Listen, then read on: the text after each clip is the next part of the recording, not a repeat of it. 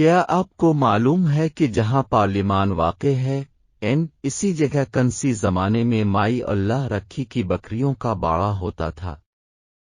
1960 کے جاڑے تک تو مائی اللہ رکھی زندہ تھی اور اس کا باڑا موجود تھا۔ اسلام آباد کا آغاز آوا تو مائی اللہ رکھی بھی آنجرتی پتوہے کی طرح گر گئی۔ بعد کی کہانی تو باب دین محمد کو بھی معلوم نہیں کہ مائی اللہ رکھی کہاں گئی اور اس کی بکریوں کا کیا بنا۔ پاس سے ایک کس بہتی تھی۔ برسات میں جب مارگلا پر مینہ برستا تھا تو اس میں تاغیانی آ جاتی تھی۔ اس کے کنارے مائی اللہ رکھی نے باڑا بنا رکھا تھا۔ باڑے میں کا 6 بکریاں، 1 آدھ گائے اور حفاظت کے لیے 2 کاتی رکھے آوی تھے۔ مائی اللہ رکھی کی رہائش پارلیمانی لاجز میں تھی۔ سیکٹر G5 میں، سپریم کورٹ اور پارلیمان کے عین سامنے، ریڈ زون میں۔ یہ مائی اللہ رکھی کا گاؤں تھا۔ ہنستا بستا گاؤں۔ اس کا نام میم کٹاراہے تھا۔ نور پور شاہاں، موچی موہڑا، سمبال کورک، بھڑیال، مل پور، تیل، لکھوال، راول، گیگیروٹ، چٹھا بختاور، تیراموڑی۔ سب گاؤں ایک مالا کی طرح کاچھے فاصلے پر پروئے آوی تھے۔ کٹاریا نام کا گاؤں اس جگہ پر تھا جہاں پارلیمان، سپریم کورٹ، وزیر اعظم آفس، وفاقی شرعی عدالت، وزارت خارجہ، سرینا ہوٹل وغیرہ قائم ہے۔ شاہراہ سنری نگر اور عطا تارک ایوینیو کے بیچ کا سارا علاقہ یوں سمجھیے کہ کٹاریا گاؤں کا علاقہ تھا۔ آکا داکا مکانات اس جانب بھی تھے، جہاں اب سفارت خانے قائم ہے۔ G51 اور G52 کٹاریا گاؤں میں بسائے گئے۔ کاری کا قدیم مندر دیکھ کر میں اور سجاد اظہر نکلی تو دیکھا کہ مندر کی چھت پر 2 لڑکے بیٹھے ہیں۔ ان سے پوچھا اس گاؤں کا سب سے باوڑے آدمی کون ہے؟ ایک نے کہا میرا دادا۔ پوچھا کیا ان سے ملاقات ہو سکتی ہے؟ اور یوں تھوڑی دیر بعد ہم ایک گھر کے صحن میں ایک بازرک کے پاس جا بیٹھے۔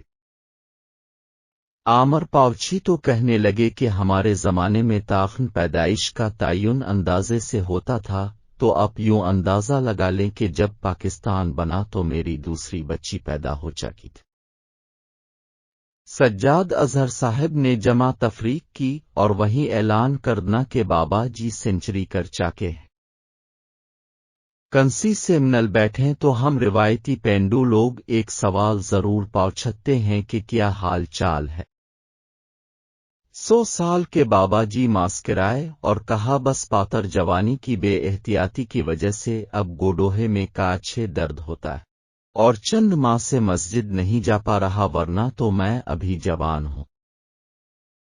بابا جی مالٹے کھا رہے تھے، دھوپ سینک رہے تھے اور انہیں یہی فکر کھائے جا رہی تھی کہ گھر آئے مہمانوں کی خدمت خاطر میں کوئی کمی نہ رہ جائے۔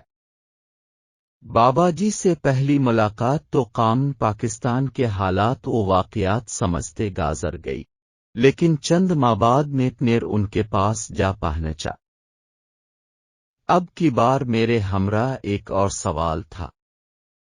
سوال یہ تھا کہ اسلام آباد سے پہلے یہاں کون کون سے گاؤں آباد تھے؟ میں جاننا چاہتا تھا کہ کون سا سیکٹر کنس گاؤں میں آباد ہے۔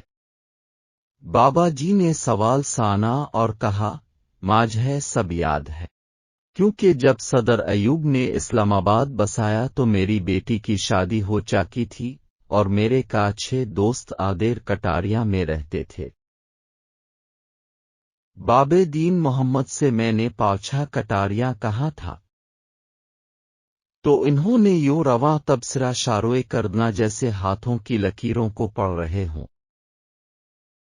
کاری سے وہ شاروے آوی اور مارگلا کی چھاؤں میں پڑنے والے ایسے درجنوں گاؤں کے نام گنتی ٹیکسلا کے نوا تک کی ان وستوہے تک جا پہنچے۔ جو اسلام آباد کی نئی تہذیب کی دائیول بن کر صفان ہستی سے غائب ہو چکی تھیں۔ بابا دین محمد نے بتایا کہ سرینا ہوٹل کے سامنے مری روڈ کے پاس ڈھوکری تھا، اور ڈھوکری سے آگے ساتھ ہی کٹاریاں تھا، یعنی وزارت خارجہ کی عمارت سے لے کر پارلیمان تک یہ ساری جگہ کٹاریاں گاؤں کی تھی۔ اتفاق دیکھیے کہ یہیں تھوڑا آگے پی ٹی وی کے سامنے سڑک کنارے آج بھی کاچھے قبریں موجود ہیں۔ تو کیا یہ قبریں کٹاریاں گاؤں کے لوگوں کی ہیں؟ یہاں کٹاریاں گاؤں ہی کے لوگ مدفون ہیں، تو باقی قبریں کہاں ہیں؟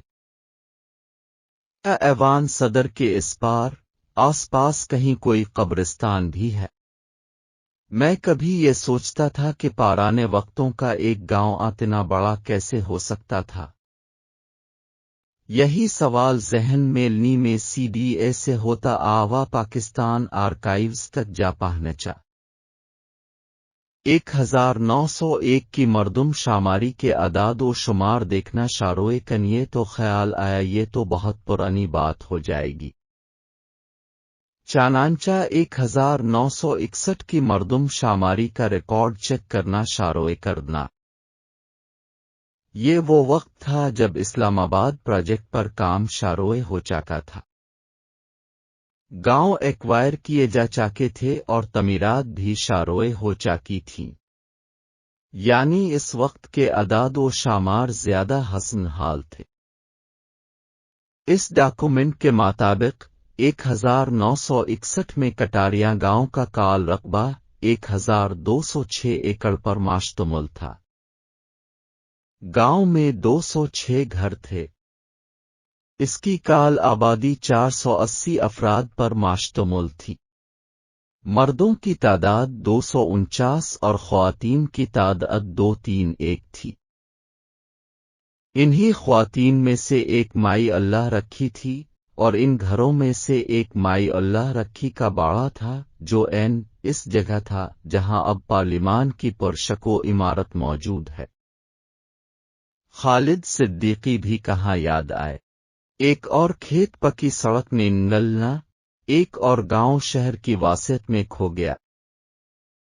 مائی اللہ رکھی کی راہ کبے اپنے بکریوں کے باڑے کو دیکھنے پارلیمان میں آتی ہوگی، اور وہاں سیاسی قیادت کو ایک دوسرے کے گریبانوں سے الفال جیتی اور الفا چیلتی کاؤ دیتی چیختے چنلاتی دیکھ کر سوچتی ہوگی کہ میرا گاؤں نرا کر، میری تہذیب کے نقوش مٹا کر، میرے پارکوں کو آنجرتی کر کے اگر یہاں ان لوگوں سے الفا چیل کود ہی کرانا تھی تو آدیر میرا بکریوں کا باڑا ہی رہنے نہ ہوتا۔